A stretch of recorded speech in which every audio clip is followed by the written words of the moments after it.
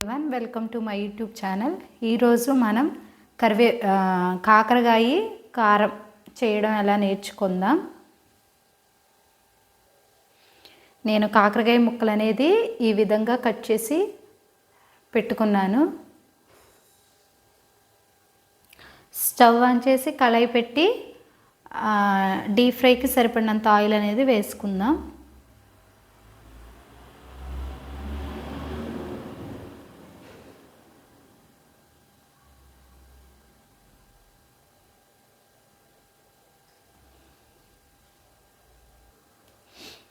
Oil అయితే వేడయింది. మనం ముందుగా కట్ చేసిన కాకరకాయ ముక్కలు అన్నీ కాకుండా కొన్ని కొన్ని వేసుకొని మనం ఫ్రై చేసుకుందాం.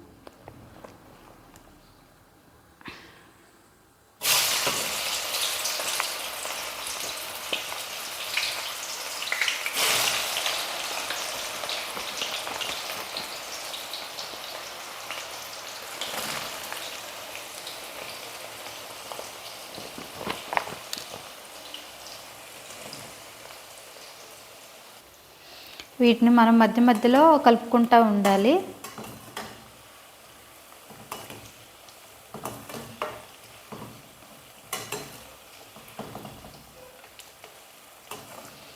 నేను 1 కేజీ కాకరకాయలు అయితే తీసుకున్నానండి ఈ కాకరకాయ కారానికి.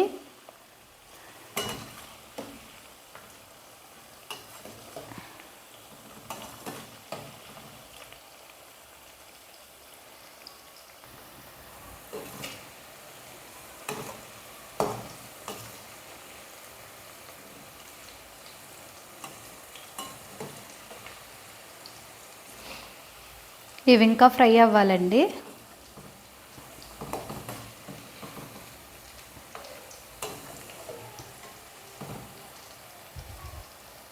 కాకరకాయలు అయితే ఫ్రై అయిపోయినాయి. ఇప్పుడు వీటిని మనం ఒక బౌల్లోకి తీసుకుందాం. ఇంకెంతకన్నా ఎక్కువ ఫ్రై చేయొద్దు.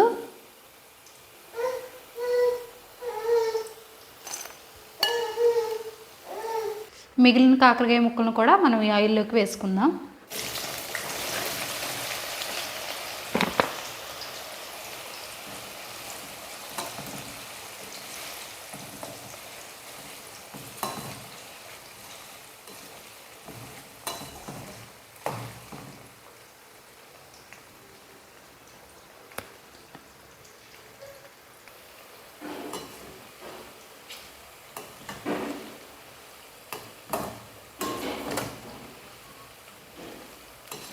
ఇంకా ఫ్రై అవ్వాలండి ఇవి.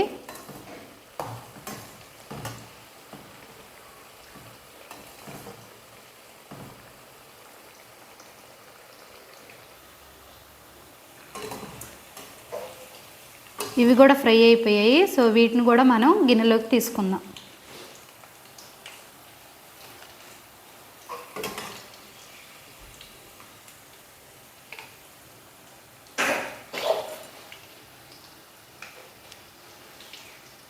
అలానే కొంచెం కరివేపాకు కూడా మనం ఫ్రై చేసుకుందాం.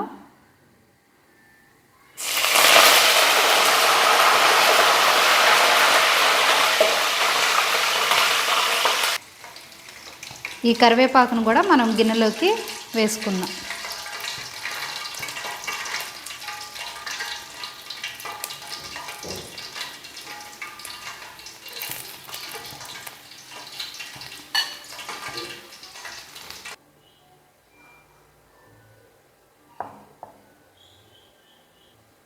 మిక్సీ జార్ తీసుకొని దాంట్లోకి నేను 1/2 గ్లాసు వేయించిన పల్లీలు అనేది వేసుకుంటున్నాను.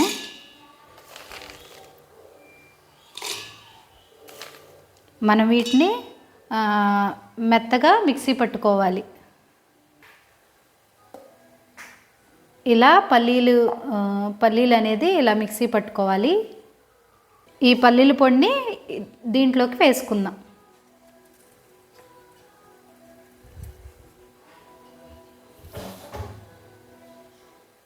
సేమ్ అదే జార్లో 2 టేబుల్ స్పూన్ కారం,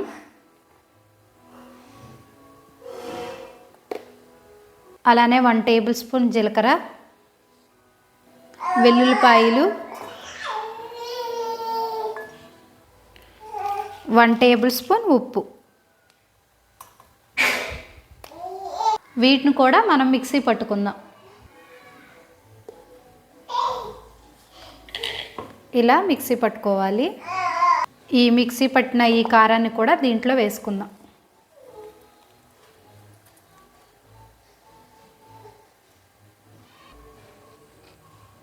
అలానే 1 టేబుల్ స్పూన్ పసుపు కూడా వేస్తున్నాను. వీటిని ఇప్పుడు నేను చేత్తోనే కలుపుతున్నాను.